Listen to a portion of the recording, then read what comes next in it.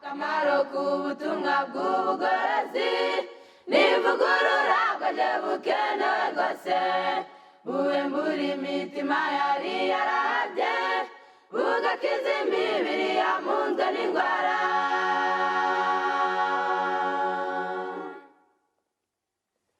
Akamaro k'ubutumwa bw'ubugorozi n'ivugurura bwaje bukenewe rwose ivugurura iyo rigeze mu mutima riga ibyaha byari byibasiye umuntu ubwo imibereho igahinduka misha hashingwa umushinga wo kunezeza abandi.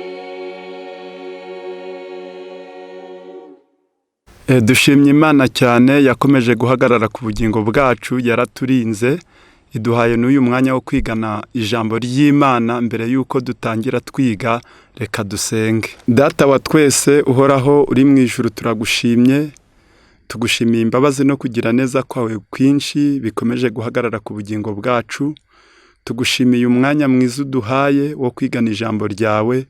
Mwuka wera adufashe atube hafi ahindura imitima yacu ibe nk'ubutaka bwiza bukwiriye ijambo ryawe kugira ngo ridufashe kandi ritwubake, riduteguriza ahazaza hacu heza kandi ritugire nk'uko ushaka. Tubigusabeye ubuntu mu izina rya Yesu. Muri uyu mwanya tugiye kuganirira hamwe insanganyamatsiko y'uyu munsi iratubwira ngo amahirwe yo kugirwa umwere. Mu by'ukuri nta muntu ushobora kugirwa umwere atabanje kuba umunyabyaha, ahubwo hari inzira bijya binyuramo kugira ngo umuntu ahinduke umwere. Aba yarishe amategeko, yarakoze ibyaha, bikaba ngombwa ko byanga bikunze ajyanwa mu rubanza, kandi urwo rubanza rukamutsinda, ariko bikagira inzira binyuramo, yaba gutanga ruswa, yaba se gushyiraho ingingo zimutsindishiriza, ariko hirya yo kwica amategeko akaba yagirwa umwere binyuze mu nzira runaka. Reka tugerageze gusesengura uburyo umuntu yagira ayo mahirwe yo kugirwa umwere ariko yari umunyabyaha. Inzira Imana yateganije, kuko mu gitabo cy'Itangiriro igice cyaho cya mbere umurongo waho wa 26 haratubwira hati Imana iravuga iti tureme umuntu ase natwe agira ishusho yacu, batwara amafi yo mu nyanja n'inyoni n'ibisiga byo mu kirere n'isi yose. Nuko Imana irema umuntu ngo agire ishusho yayo, ase nayo niko yamuremye, umugabo n'umugore niko yabaremye. Mu gitabo cy'Umubwiriza igice cyaho cya 7 umurongo wa 29 naho umubwiriza yagerageje kuvuga amagambo meza kandi akomeye yerekana ko koko umuntu yaremwe atunganye yujuje ibyangombwa byose, kuko umubwiriza yaravuze ati dore icyo nabonye gusa niki nuko Imana yaremye umuntu utunganye, ariko abantu bishakiye ibihimbano byinshi. Birumvikana ko umuntu yasohotse mu biganza by'Imana asa neza n'Imana kandi yujuje ibyangombwa byose byo gutungana. Mu gitabo cya education cyangwa uburezi, urupapuro rwaho rwa 17 mu Gifaransa, 16 mu Cyongereza, niho hatubwira ngo umuntu yasohotse mu biganza bya rurema asa n'Imana physically, asa n'Imana spirituellement, asa n'Imana mentalement. Ubwo birumvikana ko yasohotse mu biganza by'Imana asa n'Imana mu mpagarike, asa n'Imana mu buryo bw'umwuka, asa n'Imana no mu bwenge. Yaratunganye hose.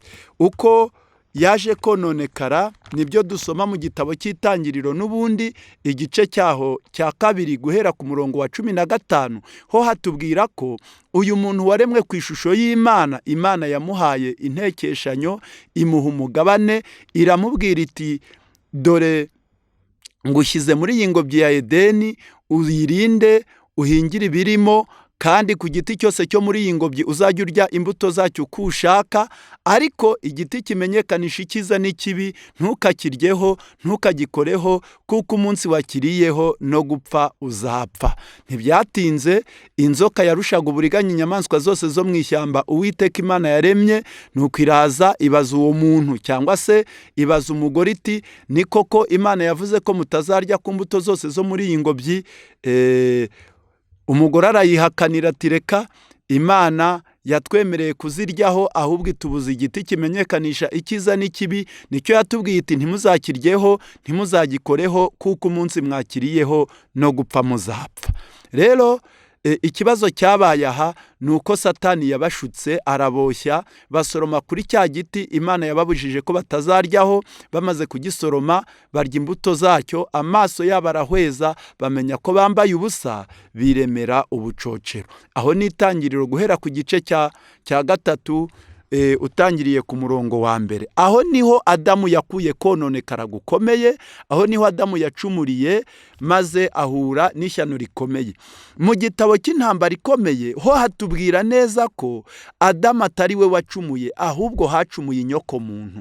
Ubwo Adamu amaze gucumura ntabwo ari we wangiritse, ahubwo inyoko muntu niyo yangiritse, ku buryo hari hangitse n'abazakomoka kuri Adamu bose. Reka twumve uko umunyazaburi abivuga muri Zaburi ya 14, dutangirire ku murongo wa 3. Aragira hati: bose barayobye, bose bandurijwe hamwe, ntawe ukora ibyiza n'umwe. Ijambo rikomeye ngo twese twarayobye, twese twanduriye hamwe, ntawe ukora ibyiza n'umwe. Birumvikana ko gucumura kwa Adamu byatugizeho ingaruka twese, kuko twacumiriye muri we kandi tutafatanije gukora icyaha. Birumvikana ijambo ry'Imana riratubwiye ngo twese twarayobye, twese twandurijwe hamwe, ntawe ukora ibyiza n'umwe. Ndetse iyo usomye mu Baroma igice cyaho cya 5 ku murongo wa 12, hatwereka neza ishyano ryagaragaye nyuma y'icyo cyaha, kandi twese turisaranganyaho kuko natwe twacumuriye muri Adamu. Noneho Abaroma 5 umurongo wa 12 haragira hati: kuko bimeze bityo, nk'uko ibyaha byazanywe mu isi n'umuntu umwe, urupfu rukazanwa n'ibyaha, niko urupfu rugera ku bantu bose, kuko bose bakoze ibyaha. Mu by'ukuri twanduriye hamwe, twakoze icyaha tugikoreye muri Adamu, kuko Adamu si we wangiritse gusa, ahubwo hangiritse inyoko muntu, bityo abakomoka kuri Adamu bose bagira ubwo bwandu. Naho muri Zaburi ya 51 umurongo wa 7, Dawidi yabivuze neza ati: dore naremanywe gukiranirwa, mu byaha nimwe mama yambyariye. Birumvikana ko iyo umuntu avutse avukana bwa bwandu dukomora kuri Adamu, kuko twacumuriye muri Adamu. Adamu yakoze icyaha, ntiyaba ari we wenyine ugikora, ahubwo ingaruka yabyo igera kuri bose. Yesaya 48 umurongo waho wa 8 hatubwira ko umuntu wese uvutse aba afite icyo kibazo. Haranditse hati: ni ukuri koko ntabwo wumvise kandi ntacyo wamenye, uhereye kera ugutwi kwawe ntikwari kwazibuka, kuko nari nzi ko wariganije cyane kandi wiswe umunyabyaha ukivuka. Noneho iyo umuntu avutse, kuko aba aremanywe gukiranirwa, aba avukiye mu byaha, yitwa umunyabyaha uhereye akibaho. Dutandukanywa n'Imana rero guhera uwo munsi, kuko umunyabyaha nta mushyikirano agirana n'Imana. Muri Zaburi ya 58 umurongo waho wa 4 habitubwira neza hagira hati: abanyabyaha batandukanywa n'Imana uhereye mu kuvuka kwabo. Iyo bavutse uwo mwanya bariyobagiza bakabeshya. Birumvikana ko umuntu akivuka bitewe no kwitwa umunyabyaha aba afite ingaruka z'ibyo byaha, aba afite akaga, kandi abatandukanye n'Imana. Mu gitabo cyitwa Ihumure ry'Abizera ho hadutekerereza neza ko mu by'ukuri ntabwo biva ku bushake bwacu, ntabwo biva ku byaha tuba twakoze, ahubwo mu by'ukuri umuntu wese avuka ari umunyabyaha bitewe n'icyaha cyakomotse kuri Adamu. Paje yaho ya 64 haranditse hati: kuko uwamaze gutsindwa aba azi ko tudahinduka abanyabyaha ari uko tumaze kubikora, ahubwo turi abanyabyaha mu buryo bw'indemano. Koko Dawidi yabivuze ati: dore naremanywe gukiranirwa, kandi mu byaha nimwe mama yambyaye. Dufite umubiri n'intekerezo byanga kwerekeza aho Imana ishaka, kuko byombi bikunda gutegereza amahirwe n'umunezero wabyo mu kunyuranya n'Imana. Muri twe harimo ihererekanyamurage ry'icyaha. Dufite indemano ifite ibyishinzwe kuzuriza kamere twashyizwemo na Satani. Bavandimwe, muri kumva ko mu by'ukuri twebwe turi abanyabyaha, atari uko twabikoze, atari uko twabishatse. Turi abanyabyaha mu ndemano, tuvuka twanduye bitadukomotseho, ahubwo dukomotse kuri Adamu wakoze icyaha ntiyandura ubwe, ahubwo hakandura inyoko muntu yose. iyo umuntu rero atarabyagwa ubwa kabiri aba afitanye n'Imana ikibazo byanga bikunze gikwiriye kuvaho cyaba kitavuyeho akazahura n'ingorane zikomeye, kuko iyo amaze kuvuka ubwa mbere aba afite kamere ihumanye, kandi mu by'ukuri aba ariho bwa busembwa dukomora kwa Adamu. Niyo mpamvu Pawulo yabyanditse mu gitabo cy'Abaroma igice cya 3 agira ati, dore kamere y'uwavutse bwa mbere iyo abaye atarabyagwa ubwa kabiri ahura n'ikibazo gikurikira. Ngaho Abaroma igice cya 3 haratubwira hati, umurongo waho reka duhere ku murongo wa 9, haravuga hati, nuko tuvuga iki? Mbese turabaruta? Oya da, habe na gato, kuko tumaze guhamwa Abayuda n'Abagiriki yuko bose batwarwa n'ibyaha, nk'uko byanditswe ngo, ntawe ukiranuka n'umwe, ntawe umenya, ntawe ushaka Imana, bose barayobye, bahindutse ibigwari, ntawe ukora ibyiza n'umwe, umuhogo wabo n'imvi irangaye, bariganishije indimi zabo, ubusabwe bw'incira buri mu minwa yabo, akanwa kuzuye ibitutsi n'amagambo abishye, ibirenge byabo byihutira kuvusha amaraso, kurimbuka n'umubabaro biri mu nzira zabo, inzira y'amahoro ntibarakayimenya, kubaha Imana ntibiri imbere yabo. Nguko uko umuntu utarabyaga ubwa kabiri mu by'ukuri aba ameze. Nicyo gituma ibyanditswe byera bitubwira ngo umuntu cyangwa se umunyabyaha atandukanywa n'Imana uhereye akivuka. None umuntu agirwa umwere ate? Umuntu ufite ingeso zimeze zitya, umuntu ufite imico imeze itya, yahinduka umwere ate? Akazabana n'Imana, agaturana n'Imana mu mahoro. Mbese icyamugira umwere ni igiki? Kandi byaca mu zihe nzira? Abaroma igice cyaho cya 3 umurongo wa 21 harabitubwira neza hati, ariko noneho hariho gukiranuka kw'Imana kwahishuwe kudaheshwa n'amategeko, nubwo amategeko n'ibyahanuwe ari byo biguhamya. Hariho gukiranuka kw'Imana kwahishuwe kujya gutuma wa undi wari umunyabyaha, ufite amagambo abishye, akanwa kuzuye ibitutsi, ubusabwe bw'inshira buri mu minwa ye, burya ajya ahinduka umuntu w'Imana, akabana n'Imana mu byiza, akora ibyiza, atunganye, yarabyawe bundi bushya, kuko hariho gukiranuka kw'Imana kwahishuwe kudaheshwa n'amategeko, nubwo amategeko n'ibyahanuwe ari byo biguhamya. Bica mu zihe nzira rero? Urwa kabiri rw'Abakorinto igice cyaho cya 5 harabidusobanurira neza ku murongo wa 17 hagira hati, umuntu wese yari muri Kristo aba ari icyaremwe gishya, ibya kera biba bishize, dore byose biba bihindutse bishya. Ariko ibyo byose bituruka ku Mana yiyunze natwe ku bwa Kristo, ikaduha umurimo wo kuyunga n'abandi. Birumvikana ko iyo tumaze kubona Kristo, iyo tubanye nawe, iyo tumwizeye, mu by'ukuri ngo niwe uvanaho ikibazo twari dufitanye n'Imana, ahasigaye natwe tukababera. Ku murongo wa 18 haragira hati, ariko ibyo byose bituruka ku Mana yiyunze natwe ku bwa Kristo, ikaduha umurimo wo kuyunga n'abandi. Kuko muri Kristo ari mwe Imana yiyungiye n'abari mu isi, ntiyabikibabaraho ibicumuro byabo nubwo byari bihari, kandi noneho yatubikije ijambo ry'umwuzuro. Noneho Kristo niwe cyungo kitwunga n'Imana. Kristo wamubonye aguhindura umukiranutsi, ukambara gukiranuka kwe, icyo usabwa ni ukumwizera gusa. Bica mu zihe nzira? Dore uko inzira binyuramo, ahasigaye uwari umunyabyaha agahinduka umuntu w'Imana. Yeremiya igice cyaho cya 3 umurongo waho wa 13 haragira hati, icyo nshaka ni kimwe, nuko wemera ibyaha byawe. Burya iyo umunyabyaha yemeye ibyaha bye aba ageze mu nzira yo gutungana, aba ageze mu nzira Kristo yagira icyo amukorera, maze uwari umunyabyaha agahinduka umukiranutsi. Umunyamigani igice cya 28 umurongo waho wa 13 nawe yagerageje kubisobanura neza ati, uhisha ibicumuro bye ntazagubwa neza, ariko byatura akabireka azababarirwa. Kugira ngo umunyabyaha agirirwe imbabazi, abane na Kristo mu mahoro, atsindishirizwe, yitwa umukiranutsi, biramusaba kudahisha ibicumuro bye, biramusaba kubyatura, biramusaba kubireka.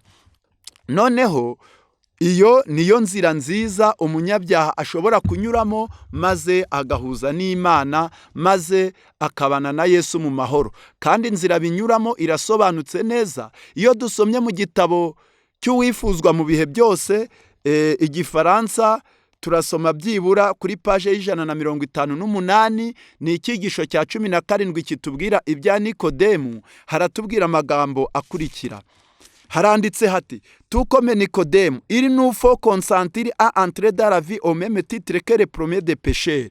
Nk'uko byagendekeye Nikodemu, natwe dukwiriye kwinjira mu bugingo tubanje kumva ko turi abambere mu banyabyaha. Buriya kugira ngo Nikodemu akire, icyambere yabanje kumva ko mu banyabyaha ari uw'imbere. Dukwiriye kumuvanaho urugero n'icyitegererezo. Iredidi Christ, byanditswe kuri Kristo ngo lesari, cyangwa se nta wundi agakiza kabonerwamo, kuko ari nta rindi zina twahawe munsi y'ijuru ryo gukirizwamo. C'est pas la foi que nous recevons la grâce de Dieu. Kwizera niko kudushyikiriza ubuntu cyangwa imbabazi z'Imana. Mais la foi n'est pas notre sauveur. Ariko mwitonde, kwizera si wo mukiza wacu. Elle ne constitue pas un mérite. Yewe kwizera nta nubwo ari n'ibyiratwa, ahubwo kwizera ni iki?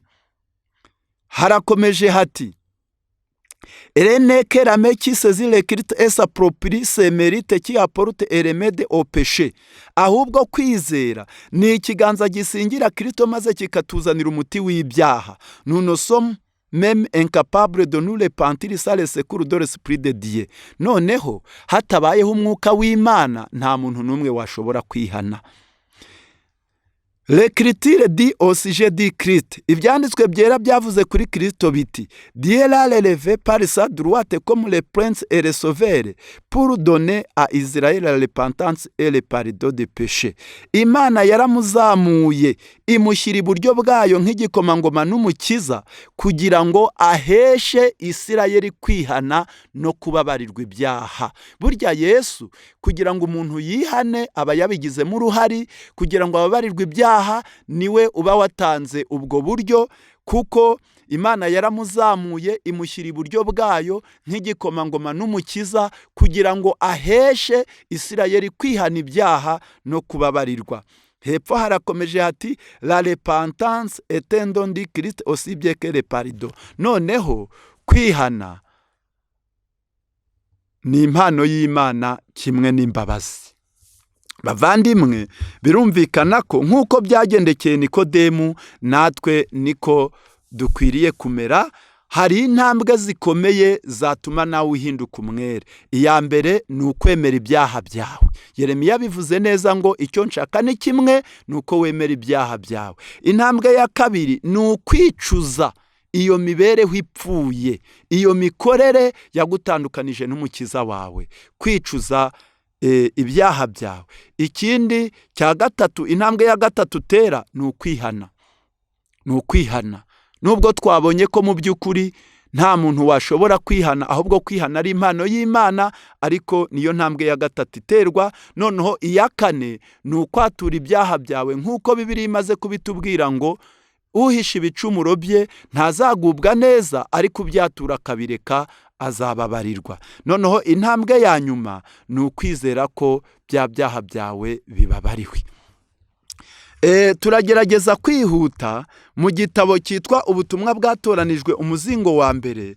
Izo ntambwe bagerageje kuzisobanura neza, uburyo umuntu azitera agahinduka umukiranutsi kandi yari asanzwe ari umunyabyaha. Mu cyigisho kiri kutubwira ngo gutsindishirizwa n'ubuntu kubwo kwizera, bisobanutse neza.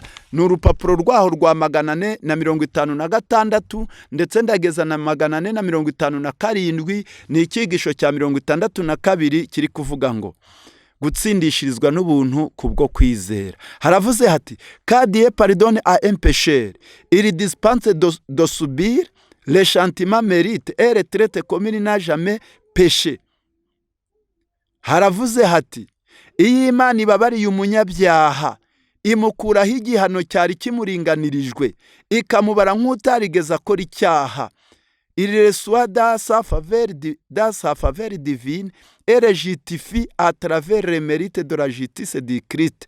Imana imwakira mu mbabazi zayo, ikamutsindishiriza binyuze mu gukiranuka kwa Kristo. Le péché ne peut être justifié que grâce à l'expiation consentie par le Fils bien-aimé de Dieu qui s'est offert en sacrifice pour le péché des mondes coupables. Hano hati umunyabyaha ntiyashobora gutsindishirizwa adahongerewe n'umwana ukundwa w'Imana witanze kuba igitambo cy'ibyaha by'isi yacumuye. Aha hari amagambo meza cyane. Burya Yesu ni igitambo cyacu. C'est uniquement en vérité de souffrance, de la mort et de la résurrection de Christ qui peut être délivré de sa culpabilité. Noneho kugira ngo umunyabyaha atsindishirizwe ababarirwe cyangwa agirwe umwere, ngo bica mu mibabaro n'urupfu no kuzuka bya Yesu, maze akavanwa mu bicumuro et de la condamnation affligée par la loi, akavanwa mu gucirwaho iteka n'amategeko, maze uwari umunyabyaha agahinduka umukiranutsi.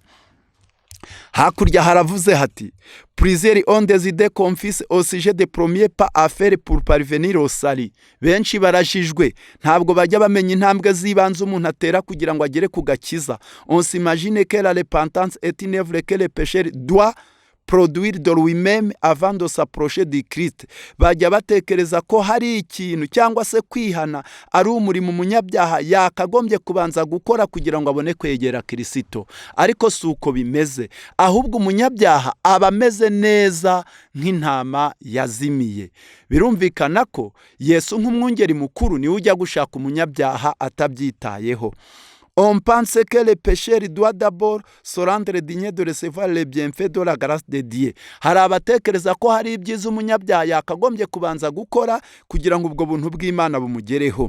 S'il est vrai que la repentance doit précéder le pardon, puisque Dieu ne peut agréer qu'un cœur brisé et contrit, néanmoins le pécheur ne peut de lui-même se repentir et se préparer à aller au Christ. Hano hati nubwo ari ukuri ko kwihana gukwiriye kubanziriza imbabazi, kuko Imana yemera gusa umutima umenetse kandi ushenjaguwe, ariko kandi umunyabyaha ntiyashobora kwihana ubwe ngo yitegure gusanga Kristo. Biba bite rero?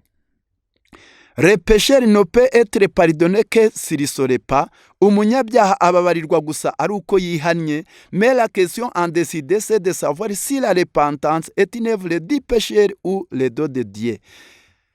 Umunyabyaha ntashobora kubabarirwa keretse yihannye, ariko ikibazo ni iki? Ni ukwibaza niba kwihana ari umurimo w'umunyabyaha cyangwa niba ari impano y'Imana. Rero bavandimwe, reka twemeranye neza ko umurimo w'umunyabyaha n'uyu ukurikira. Haranditse hati mbese umunyabyaha yakagombye kubanza kugira amajune n'umubabaro w'ibyaha bye mu by'ukuri ubuntu bw'Imana butaramugeraho? Reka da, ahubwo hati le premier pas dans la direction du Christ est le résultat de la tradition de l'Esprit de Dieu. Intambwe y'ibanze kugira ngo umuntu asange Kristo ni umusaruro uva mu kureshywa n'umwuka w'Imana. Umwuka w'Imana niwe ukureshya, maze icyo weho ukora wemera kwa kureshya kwa wa mwuka. Dès que l'homme répond en cédant à cette tradition, il s'avance au devant du Christ pour obtenir le don de la repentance. Iyo umuntu yemeye kwa kureshya akakwitaba, noneho atera intambwe yo gusanga Kristo, maze Kristo nawe akamuhereza ya mpano yo kwihana. Bavandimwe, burya kwihana ni impano ikomoka ku Mana, ntabwo wabyishyikiriza weho ubwawe, ahubwo iyo wamaze kwemera ibyaha byawe, iyo wamaze kubyatura utabigize ibanga, ni ukuvuga ngo urabyemera, ukicuza iyo mibereho y'ubuhanya wagize, ukatura iyo mibereho y'ubuhanya wagize nyuma yo kubyatura. Iyo umaze kwatura ibyo byaha, nta kindi gikurikiraho, wizera ko imbabazi uzihawe. Aha rero niho twenda gusoreza icyigisho cyacu, kuko iyo umaze kwemera ibyaha byawe, iyo wabyatuye, iyo utabihishe, iyo wegereye Kristo akaguhereza ya mpano yo kwihana, igikurikiraho nuko Kristo akwambika ikanzu yo gukiranuka kwe. Aha harakomeye rero, kuko iyo kanzu aba ari intizanyo. Iyo kanzu aba ari intizanyo, umara kuyambara ahasigaye Imana ikavuga ngo ubwo uje wemeye ibyaha byawe nanjye ndakwemeye, ubwo uje mu izina rya wa mwana nanjye ndakwemeye. Ikanzu ya Kristo ukayambara ikaba ari ikanzu y'intizanyo udashobora kwanduza ugiye mu mibereho y'ubuhanya, mu mibereho y'ibyaha, kuko uramutse uyisubiyemo ukanduza ya kanzu wari wambaye y'intizanyo, noneho ya kanzu yo gukiranuka kwa Kristo urayamburwa, kuko ni ikanzu yo gukiranuka utigeze ukorera, ahubwo ni Yesu wagukoreye ukayambara nk'intizanyo, Imana ikayikureberamo, bityo bikaba ruswa iguhuza na Data wa twese mwatandukanijwe. Mu gitabo rero cyo kugana Yesu habitubwira neza mu cyigisho cyo kwizera no kwemera, hatubwira ko umutima wawe wamaze gukubita ibibi bimwe bizanwa n'ibyaha, maze umutima wawe wumva urabizinutswe, wumva ushaka gutandukana nabyo, ariko kurushaho kurwanira kubicikaho ni kurushaho kumva ko binaniranye. Ariko iyo binyuriye mu kwizera, nk'uko byagendekeye ikirema cy'Ibetesida, nubwo cyumvaga ko kiramutse cyumvishe ijambo rya Yesu cyazashyira mu bikorwa, ngo ariko si uko byagenze, cyarizeye kirahaguruka kibona kirabishoboye. Uko niko natwe bikwiriye, ukwiriye kumva ko Imana ubwo yabivuze byanga bikunze izanabisohoza. Kandi koko muri icyo gitabo cyo kugana Yesu, muri icyo cyigisho cyo kwizera no kwemera, haratubwira hati ntukarindire kwiyumvamo ko wakijijwe, ahubwo uvuga uti ndizeye, niko biri, si uko mbyiyumvamo, ahubwo Imana yarabisezeranye. Ngo nubigenza utyo uzumva wakijijwe koko, Kristo azatangira akorane nawe, ndetse ibikorwa byiza bizatangira kwiyadukiza ubikore weho utabizi, kuko Yesu yabivuze neza mu gitabo cya Yohana igice cya 14 umurongo waho wa 5, yaravuze ati ntacyo mubasha gukora mutamfite. Kandi yabivuze neza, Pawulo yabivuze neza abibwira Abafilipi mu gice cyaho cya 2 umurongo wa 13, ngo Imana nidutera gukunda no gukora ibyo yishimira. Imirimo myiza izatangira ubwo, kuko tuzahinduka abakiranutsi bakorana n'Imana. Imana ibidushoboze, iduhindura abera binyuriye muri ayo maraso, mu izina rya Yesu umukiza wacu, amen. Akamaro k'ubutumwa bw'ubugorozi nivugurura bwaje bukenewe rwose, buwembura imitima yari yarabye, bugakiza imibiri yamunzwe n'indwara.